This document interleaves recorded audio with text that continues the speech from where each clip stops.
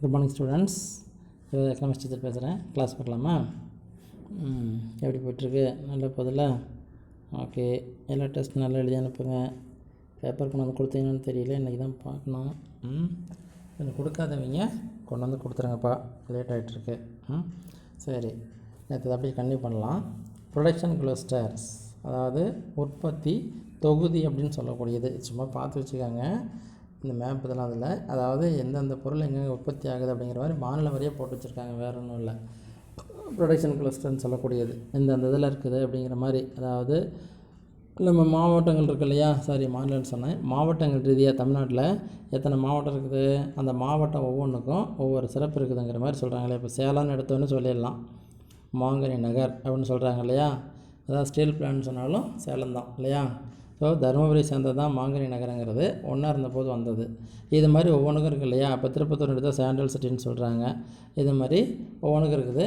இதில் உற்பத்தி ஆகிற பொருளை பற்றியெல்லாம் சும்மா அந்த ஒரு இதுக்காக அட்ராக்ஷனாக கொடுத்துருக்காங்க. அதாவது sugar cane, rice, groundnut, maize, mango, papaya, அப்புறம் டெபேக்கோ, அதாவது இந்த மரவள்ளி கிழங்குன்னு சொல்கிறாங்க இல்லையா, அது பாரு. அதுக்கெல்லாம் எங்கே கொடுத்துருக்காங்க பாரு. ஈரோடு இதெல்லாம் நிறைய விளையாடுறத சொல்கிறாங்க. இந்த மரவள்ளி கிழங்கு இதெல்லாம் எல்லா பொருளுமே இருக்குது. டொமேட்டோ, அதே மாதிரி brinjal, onion, egg, milk, meat, banana, சப்போட்டா, இது எல்லாமே எங்கெங்கே விளையுதுங்கிற மாதிரி சும்மா மாவட்டமாக கொடுத்துருக்காங்க. அது சும்மா பார்த்து வச்சுக்காங்க, வேறு ஒன்றும் கிடையாது. ஓகேவா? அது இதெல்லாங்கும்போது நம்ம இதில் கேட்டால் தான் சொல்லுவாங்க, மற்ற வேறு எதுவும் கிடையாது. நேற்றுப்பா அந்த பர் கேபிட்டா இன்கம் பார்த்தோம் இல்லையா, தலா வருமானம் அப்படின்ட்டு. அதில் பார்க்கும்போது இந்த பின்னாடி இதில் பாடம் முடிக்கிறதுக்காக பார்த்துட்டேன். இந்த பர் கேபிட்டா இன்கம் அப்படிங்கிறத நம்ம இன்டர்நேஷ்னல் லெவலில் பார்த்தோம் இல்லையா. அதாவது நேபாள், ஜிம்பாப்வே, பங்களாதேஷ், பாகிஸ்தான் மாதிரி வெளிநாடுகளோடையெல்லாம் நம்ம ஒப்பிட்டு பார்த்துருந்தோம். அதில் ஒரு சின்னது என்னென்னா லோக்கலில், அதாவது அந்த இன்டர் ஸ்டேட்டுன்னு சொல்லக்கூடிய மாநிலங்களுக்கிடையே ஒரு கம்பேரிசன் அப்படிங்கிற மாதிரி ஒரு சின்னதாக கொடுத்துருக்காங்க, வேறு ஒன்றும் இல்லை. அதை நம்ம நேற்று விட்டோம். இதை அப்படி சும்மா பார்த்து வச்சுக்காங்க. அதாவது என்னென்னு சொன்னால், இந்த கடைசியாக சொன்னதில் இந்த மாநிலங்களுக்கு உள்ள per capita income 2015 to 16 state லெவலில். ஓகேவா? இதில் தமிழ்நாடு, கேரளா, கர்நாடகா, தெலுங்கானா, ஆந்திரா இவையெல்லாம் என்னென்ன சதர்ன் ரீஜனில் வரக்கூடியது. Tamil Nadu among the southern states is given below. ஏன்னா நம்ம தென்னக மாநிலங்கள்னு சொல்லக்கூடியதில் மேக்ஸிமம் இந்த 5 மாநிலங்களை வச்சு தான் இந்த சவுத் ரீஜனையும் முடிவு பண்ணுவாங்க. அதில் நம்ம டாப்பில் நிற்கிறோம். ஓகேவா? அதாவது 1,57,116 அப்படிங்கிற மாதிரி பர் கேபிட்டா இருக்குன்னு சொல்கிறாங்க. அடுத்தது கேரளா நம்மளை விட கம்மியாக தான் இருக்குது, ஒரு 2,000 கம்மியாக இருக்குது. அடுத்தது கர்நாடகாவும் கம்மியாக தான் இருக்குது. தெலுங்கானா நம்மளை விட கொஞ்சம் அதிகமாக இருக்காங்க. அவங்க கங்கை பூமி இல்லையா, அதனால் நம்மளை விட ஒரு கொஞ்சம் 1,200ங்கிற மாதிரி கொஞ்சம் அதிகமாக இருக்கிறாங்க. ஆந்திர பிரதேஷ் நம்மளை விட கம்மியாக தான் இருக்காங்க, 1,37,000ங்கிற மாதிரி. அதாவது என்னென்னா ஆர்பிஐ இந்த இதை கொடுத்துருக்கு, ரிசர்வ் பேங்க் ஆஃப் இந்தியா இருக்கு இல்லையா, அது இந்த லிஸ்ட்டு கொடுத்துருக்காங்க. சும்மா பார்த்து வச்சுக்காங்க. நம்ம வெளிநாடுகளோட ஒப்பிடும்போது உள்நாட்டிலையும் இன்டர் ஸ்டேட்லேயும் பார்த்துக்கணும் இல்லையா, அதுக்காக கொடுத்துருக்காங்க. இது ஜஸ்ட்டு ஒரு டிடக்ஷனாக வச்சுக்காங்க, பார்த்துக்கலாம். அடுத்தது அக்ரிகல்ச்சர், வேளாண்மை, விவசாயம். இதுக்கு வரோம். தமிழ்நாட்டில் விவசாயம் எப்படி இருக்குது அப்படிங்கிற மாதிரி ஒவ்வொன்றையும் பார்த்துட்டு வரோம். ஓகேவா? So agriculture Tamil Nadu with 7 agro climatic zones and varied soil types are better suited for the production of fruits, vegetables, spices, plantain crops, flowers and medical plants, அதாவது மெடிசினல் பிளான்ட்ஸ்னு சொல்லக்கூடியது. அதாவது தமிழ்நாடு என்ன பண்ணியிருக்குன்னா 7 விதமான வேளாண் மண்டலங்களை கொண்டு உள்ளது. அதாவது அந்தந்த இதில் அப்படிங்கிற மாதிரி மண்டலங்கள்னு பிரிக்கிறாங்க. இதில் நெல் விளையுது, இதில் கரும்பு விளையுது, இதில் இரும்பு இது இருக்குது, அதாவது இதில் புகையிலை விளையுது, இதில் வெத்தலை விளையுதுங்கிற மாதிரி ஒவ்வொன்றுக்கும் ஒவ்வொரு மண்டலம் கொடுத்துருக்காங்க. அதாவது இதில் இது அதிகமாக விளையுது அப்படிங்கிற மாதிரி. முன்னே அந்த கிளஸ்டர் கட்டினாங்க இல்லையா, ப்ரொடக்ஷன் கிளஸ்டர், அதாவது உற்பத்தி தொகுதிங்கிறது. அது மாதிரி பார்க்கும்போது ஒவ்வொன்றும் ஒவ்வொரு பயிர் தான் கிடையாது, ஒவ்வொன்றிலையும் இது சிறப்பாக இருக்குது, இது நல்லா நடக்குது அப்படிங்கிற மாதிரி, நல்லா உற்பத்தி ஆகுது அப்படிங்கிற மாதிரி கொடுத்துருக்காங்க. அதனால தான் வேளாண் மண்டலங்களை 7ஆக பிரிச்சிருக்காங்க. ஓகேவா? அண்டு வெரைட்டி சாயில் டைப்ஸு, பல்வேறு விதமான மண் வகைகள் உண்டு, ஒரே மாதிரி கிடையாது.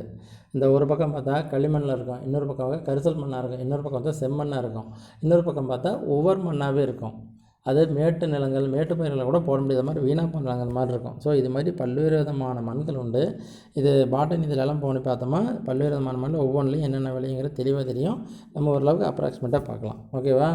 Better suited for the production of fruits, vegetables, கனி வகைகளாகட்டும், பழ வகைகளோ, காய்கறிகள், வாசனை அல்லது மசாலா பொருள் இருக்கு இல்லையா, இந்த பூண்டு, கிராம்பு இதெல்லாம் சொல்கிறோம் இல்லையா, இது மாதிரியான சீரகம் மாதிரியான மசாலா பொருட்கள்.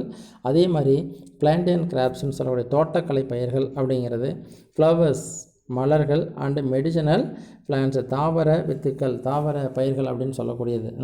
இந்த மாதிரியான பயிர்கள் ஒவ்வொன்றுக்காக அந்த மூலிகை தாவரம்னு சொல்கிறாங்க இல்லையா, இது மாதிரி இருக்கக்கூடியதெல்லாம் எல்லாமே எல்லா இடத்துலையும் விளையாடுறதில்ல, ஒரு சில அளவு வருமே தவிர மற்றபடி ஒரு சில வகையான இந்த மெடிசனல் பிளான்ட்ஸ் மாதிரி இருக்கிறதெல்லாம் என்ன இருக்கும், குறிப்பிட்ட இடங்களில் மட்டும்தான் விளைஞ்சிட்ருக்கோம். இது மாதிரியான ஸ்பெஷல்னு சொல்லக்கூடியது.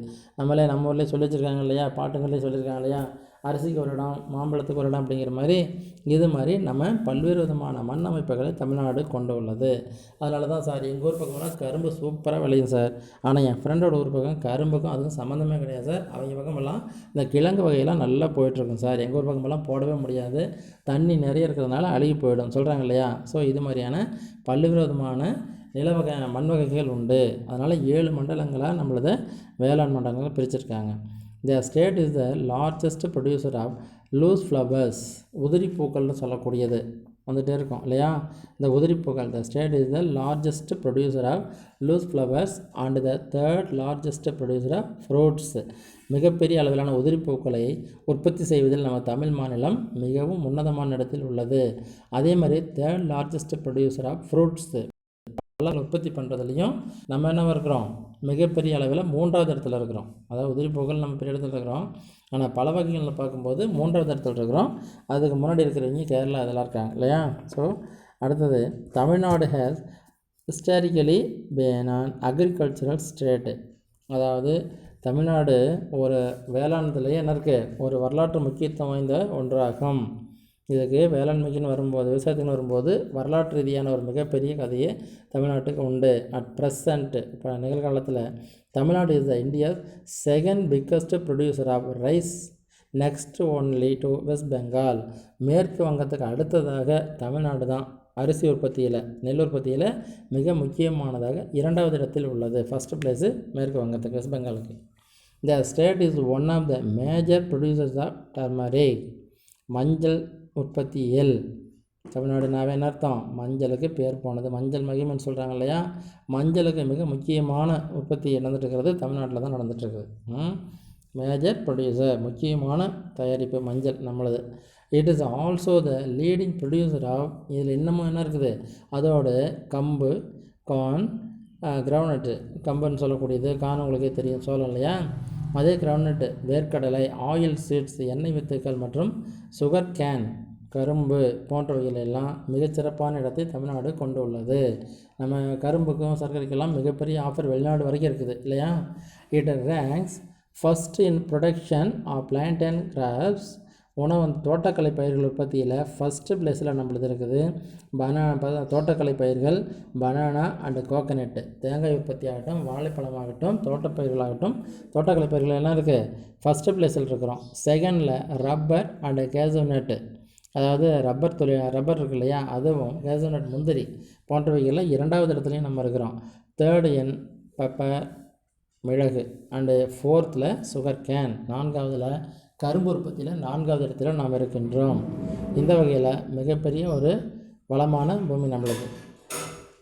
த க்ரோஸ் கிராப்டு ஏரியா அண்டர், மொத்த பயிர் வகைகளுக்காக உள்ள நிலமானது ஆல் கிராப்ஸ் வாஸ் 58.97, 58.97 லட்சம் ஹெக்டேர்ஸ் இந்த இயர் 2013-14. 2013-14 வரைக்கும் பார்த்ததில் 58.97 லட்சம் ஹெக்டேர் விவசாயத்திற்காக எல்லா வகையான பயிர்களுக்காகவும் ஒதுக்கப்பட்டுள்ளது. இந்த area under food graphs account for, இதில் உணவு பயிர்கள் உற்பத்தி ஆகிற அளவு 72.9%. உணவு பயிர்கள்னு பார்த்தா சாப்பிட்றதுக்காக நேரடியாக அரிசி, கோதுமை அப்படிங்கிற மாதிரி இருக்குது இல்லையா, இவைகளுக்காகவே 72.9%. அண்டு தட் ஆஃப் நான் ஃபுட்டு, உணவு பயிர் இல்லாத பிற வகைகள்னு வரும்போது பேலன்ஸ் இருக்கக்கூடியது, பேலன்ஸ் எவ்வளோ இருக்குது, அந்த 72 போக 27.1%. இது உணவு இல்லாத பிற, அதாவது உணவு தவிர பிற பொருட்களுக்காக உற்பத்தி செய்வதற்கு. நேரடியாக வர்றது உணவு தனியம், இது பிற தொழில்களுக்காக, அது ரா மெட்டீரியல் இதெல்லாம் வருது இல்லையா, அது மாதிரியானது. Among the food crops paddy takes a major share. இதில் நெல் தான் மிக முக்கியமான பங்கு வகிக்குது உணவு உற்பத்தியில். ஏன்னா தமிழ்நாடுன்னு சொன்னாலே அரிசி சாதம் ரைஸ் அப்படின்னு சொல்கிறாங்க இல்லையா, என்ன சாப்பிட்டேன்னு கேட்டால் ரைஸ் சாப்பிட்டேன்னு சொல்கிறாங்க இல்லையா, அரிசி சாப்பிட்டாங்கிற மாதிரி. ஸோ நேரடியாக அரிசி சாப்பிட்டதில் அரிசி சாதம் அப்படிங்கிறது இதுதான் முக்கிய பங்கு வகிக்குது. அமாங் த நான் ஃபுட் கிராப்ஸு, அதாவது உணவு தவிர, அதாவது உணவு தவிர பயிர்கள், உணவு இல்லாத உணவு தானிய பயிர்கள், உணவு தானியம் அல்லாத பயிர்கள்னு ஒன்று இருக்குது. கிரவுனட் வேர்க்கடலை, கோகனட் தேங்காய் மேஜர் ஷேர். இது உணவு பயிராக வராமல் உணவு பயிருக்கு துணையாக இருக்கக்கூடிய, ஏன்னா இது இல்லாமல் நம்ம சாப்பிட முடியாது. அதாவது இது கிரவுனட்ஸுடைய வேர்க்கடலையாகட்டும் தேங்காயாகட்டும் இது இல்லாமல் சாப்பாடு செய்ய முடியாது தான். ஆனால் நேரடியாக உணவு பயிர்னு வரும்போது அதுவும் உணவோடு சேர்ந்த உணவு இல்லாத பயிர்கள், அதாவது உணவாக இல்லாத பிற பயிர்கள் அப்படின்னு சொல்லக்கூடியது தான். இதுலேயும் முக்கியமான இடத்துல நம்ம இருக்கிறோம். ஓகேவா? அடுத்தது நெட்ஸ் ஆன் ஏரியா. இது தமிழ் மீடியத்தில் கிடையாதுப்பா, இங்கிலீஷ் மீடியத்தில் மட்டும் கொடுத்து வச்சுருக்காங்க, நீங்கள் பார்த்துக்காங்க. அதாவது ஜென்ரலாக அதை வச்சுக்கலாம்.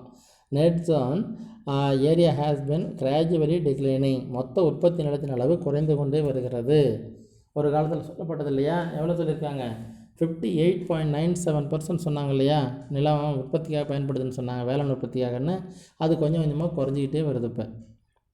அதாவது rural land labour and capital are moving towards urban projects. நகர்ப்புற செயல்பாடுகளுக்காக அதாவது கிராமத்தினுடைய நிலமும் உழைப்பும் மூலதனமும் பயன்படுகின்றது. அதாவது மூவ் ஆகுது எப்படி சார், நிலம் தூக்கிட்ட போய் வைக்க முடியுங்கிறதெல்லாம் கிடையாது.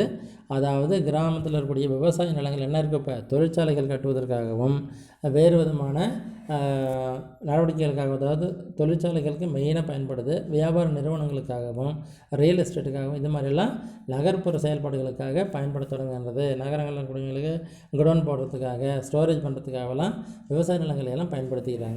அதனால் விவசாயத்தினுடைய நிலமானது குறைந்து கொண்டே வருகிறது. அதே மாதிரி லேபர் உழைப்பு போவதற்கு காலம் உள்ள வரைக்கும் வருஷம் முழுசும் கஷ்டப்பட்டாலும் நல்ல விலை வர மாட்டாங்குது, இல்லைன்னா விளைச்சல் இல்லாமல் போயிடுது. ஸோ விவசாயம் பார்த்துட்டு என்ன பண்ணுறதுன்னு சொல்லி என்ன பண்ணுறாங்க, நிறைய பேர் விவசாயத்தை விட்டு நகரங்களில் ஏதாவது கம்பெனிக்கு போகலாம் ஃபேக்ட்ரிக்கு போகலான்னு வெளியில் வந்துடுறாங்க இல்லையா. ஸோ லேபரும் இதில் போடுற முதல்ல நகரத்தில் போய் எதாவது ஒரு ஃபைனான்ஸ் கம்பெனியில் போடலாம், இல்லை வியாபாரத்தில் போடலாம், தொழிலில் போடலாம், நல்ல லாபம்னு சொல்லி முதல்ல என்ன பண்ணுறாங்க, விவசாய நிலமாகட்டும் உழைப்பாகட்டும் மூலதனமாகட்டும் எல்லாத்தையும் நகரத்தினுடைய செயல்பாடுகளோடு அர்பன் ப்ராஜெக்ட்ஸோடு சேர்த்து செயல்பட ஆரம்பிச்சிட்டாங்க. ஸோ இதனுடைய அளவானது குறைந்து கொண்டே வருகிறது. விவசாயத்திற்கான நிலம் மாதிரியே உழைப்பு முதலெல்லாம்.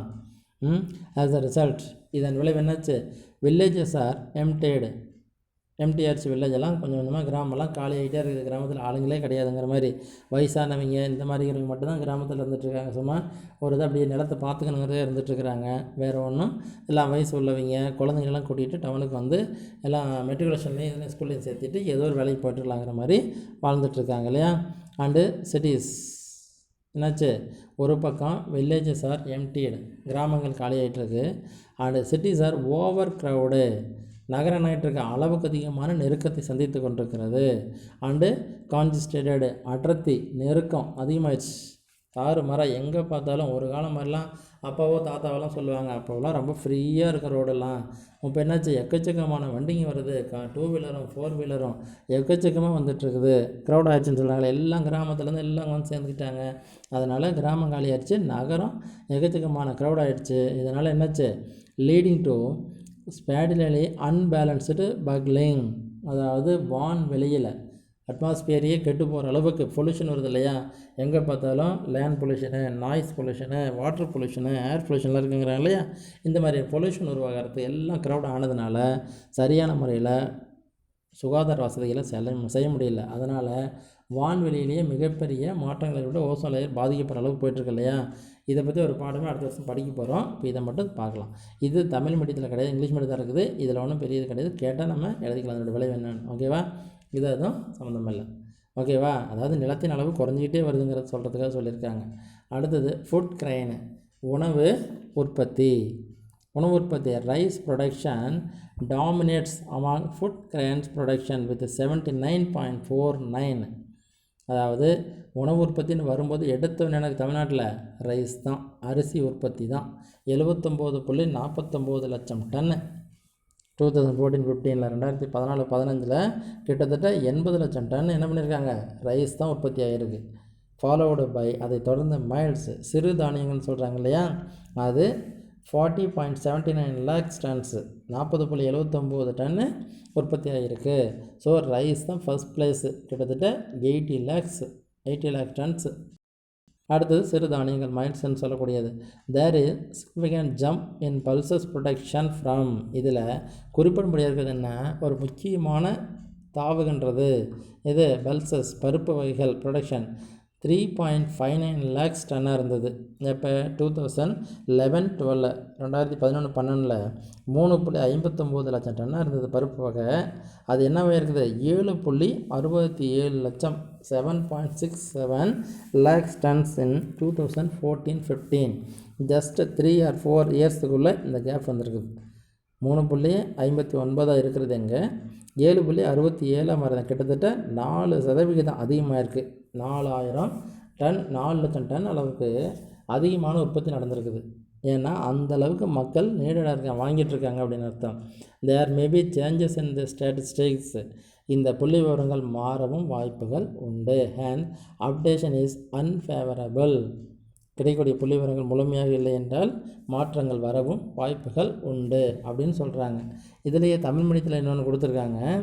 அதாவது 2015-16 பருவமழை கிடையாது, உற்பத்தி கொஞ்சம் குறைஞ்சி போச்சு அப்படின்னு சொல்கிறாங்க. அதாவது நம்ம இங்கிலீஷ் மீடியத்தில் வேணால் நோட் பண்ணிக்காங்கப்பா.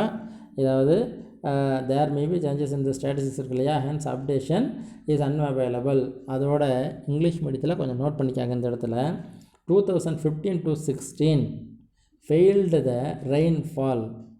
2015-16 மழைப்பொழிவானது குறைந்து போனது. Failed in the rainfall 2015-16 and produce little change.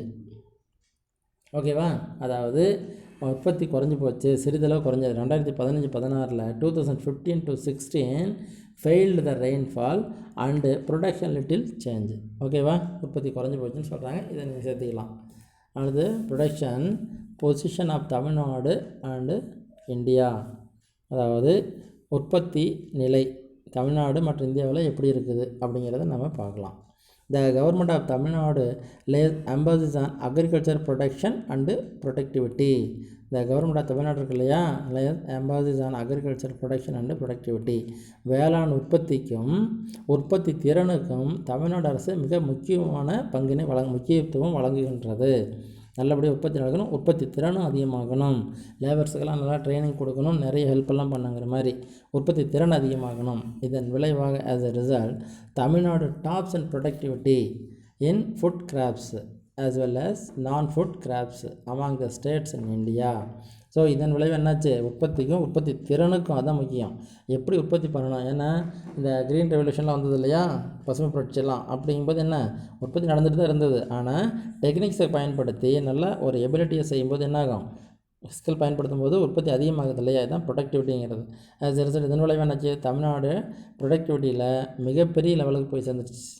உணவு உற்பத்தி ஆகட்டும், ஃபுட் கிராப்ஸ் ஆகட்டும், அது உணவு இல்லாத பிற தானிய வகைகள் ஆகட்டும், என்னாச்சு மிகப்பெரிய லெவலில் அமாங் த ஸ்டேட்ஸ் இன் இந்தியாவிலேயே மிகச்சிறந்த ஒரு உணவு உற்பத்தி மாநிலமாக மாறியது. இது தமிழ்நாட்டுக்கே பெருமை தான். இதில் கொடுத்துருக்காங்க பாருங்கள். அதாவது ப்ரொடக்டிவிட்டி பொசிஷன் தமிழ்நாடு, உணவு உற்பத்தியில் தமிழ்நாட்டினுடைய நிலை அப்படிங்கிற மாதிரி பார்க்கும்போது crops position in Tamil Nadu and national level. Tamil Nadu நிலையும் இந்தியாவினுடைய நிலை, தமிழ்நாடு நிலை இந்தியா லெவலில் தமிழ்நாட்டோட நிலை எப்படி இருக்குதுன்னு பார். மைஸ் ஃபஸ்ட் பிளேஸில் இருக்குது, கம்பளியும் ஃபஸ்ட் பிளேஸ்லேயும் இருக்குது தமிழ்நாடு இந்திய லெவலில், க்ரௌண்ட் நட்லேயும் ஃபஸ்ட் பிளேஸு, டோட்டல் ஆயில்ஸ்லேயும் ஃபஸ்ட் பிளேஸ் தான், காட்டன்லேயும் அடிச்சிக்கவே முடியாது ஃபஸ்ட் பிளேஸ் தான். அடுத்தது கோகனட்டு செகண்ட் பிளேஸு, ரைஸும் செகண்ட் பிளேஸ். ஏன்னா கோகனட்டுங்கிறது 8 தானே நம்ம சொல்லிடலாம் கேரளா இல்லையா. ஸோ தேங்காய் உற்பத்தியில் 2வது இடத்துலையும், அரிசியில் 2வது இடத்துலையும், சுகர் கேனு கரும்பு, சன்ஃப்ளவர் சூரியகாந்தி, ஜோவர் சோளம் இவைகள் எல்லாம் 3வது இடத்துலையும் 3rd பிளேஸ்லையும் இருக்குது. கோர்ஸ் சேல்ஸு அதாவது இதோடு சேர்ந்த தானிய வகைகள்னு சொல்கிறது இல்லையா, கோர்ஸ் சேல்ஸ்ன்னு சொல்லக்கூடியது அது 4th பிளேஸில் இருக்குது. டோட்டல் பல்சஸ் மொத்த பருப்பு உற்பத்தியில் 8th பிளேஸில் இருக்கும். இதுதான் கொஞ்சம் விஷயமாக இருக்குது. மொத்த தானியங்கள் உற்பத்தின்னு வரும்போது 8th பிளேஸஸில் இருக்கும். ஸோ இதுதான் தமிழ்நாட்டினுடைய ரேங்காக இருக்குது. இதில் தமிழ்நாடு ரேங்க்ஸ் ஃபர்ஸ்ட் இன் மைஸ், அதை அப்படி சும்மா சொல்லியிருக்காங்க. கம்பு, groundnut, oil seeds and cotton. Second place rice, coconut third place, sugar cane, sunflower and ஜாவர்லாம் தேர்ட் பிளேஸுக்கு வந்திருக்கு. இது குறிப்பிடும்படியானது அப்படின்னு நம்மளுக்கு சொல்கிறாங்க. வேறு ஒன்றும் இல்லை. அதாவது இதில் முதலிடமாக இருக்கிறோம் ரைஸில். இதில் ஃபஸ்ட் ரேங்கில் மைஸில் தான் நம்ம தமிழ்நாடு ரேங்க் ஃபஸ்ட்டு மைஸில் இருக்குது. கம்பு, கிரவுண்ட்நட் இதுலாம், ஆயில் சீட்ஸு, காட்டன்லாம் செகண்ட்லேயும், ரைஸ் அண்ட் கோகனட்டு இதெல்லாம் செகண்ட் பிளேஸ்லேயும், தேர்ட் பிளேஸில் சுகர் கேன்லேயும் இருக்கிறோம். சுகர் கேன், சன்ஃப்ளவர், ஜாவர்னு இந்த மாதிரியான குறிப்புகள் எதுக்காகன்னா நம்ம நாட்டினுடைய நம்ம தமிழ் மாநிலத்தினுடைய உற்பத்தி வளர்ச்சி எப்படி இருக்குது அப்படிங்கிறத காட்டுறதுக்காக தான் இந்த புள்ளி விவரங்கள். ஓகேவா? ஸோ இது வரைக்கும் அக்ரிகல்ச்சர் பார்த்துட்டோம், வேளாண் உற்பத்தி எப்படி இருக்குதுன்னு. அடுத்தது இண்டஸ்ட்ரியல் செக்டார், தொழில் உற்பத்தி எந்த மாதிரி இருக்குது. ஏன்னா தொழில்துறைங்கிறது என்னது? தொழில் தான் ஒரு நாட்டினுடைய வளர்ச்சியை இண்டிகேட் பண்ணக்கூடிய எதுன்னு சொல்கிறாங்க, தொழில் இல்லையா? ஸோ இந்த தொழிலை பற்றி தான் மிக முக்கியமானது. ஒரு நாட்டுடைய எக்கனாமிக் லெவல் நல்லா இருக்குதுன்னு சொன்னாலே தொழில்துறை நல்லா இருக்குதா அப்படிங்கிறத பொறுத்து தான் உருவாகுது. வேளாண்மைன்னு சொன்னால் அது பெண்தங்கி நாடுங்கிற மாதிரி ஆகிடுது. நம்மளே பார்த்தோம் இல்லையா, நம்மளுடைய நேஷ்னல் கான்ட்ரிபியூஷன் எப்படி வந்துட்டுருக்குது துறை வாரிய பங்களிப்புன்னு பார்க்கும்போது. சர்வீஸ் செக்டார் வந்துட்டோம், நம்ம டெர்டரி செக்டார் தான் ஃபஸ்ட்டு பிளேஸ் வந்துருக்குது. ரெண்டாவது இண்டஸ்ட்ரியல், அடுத்தது ஜஸ்ட்டு வெறும் 8% கொடுக்குற மாதிரியான அக்ரிகல்ச்சருக்கு வந்துட்டோம் இல்லையா? ஸோ வேளாண்மை குறைந்து வருவதை நம்ம அங்கேயே பார்த்துட்டோம். அடுத்து பார்க்கலாம்.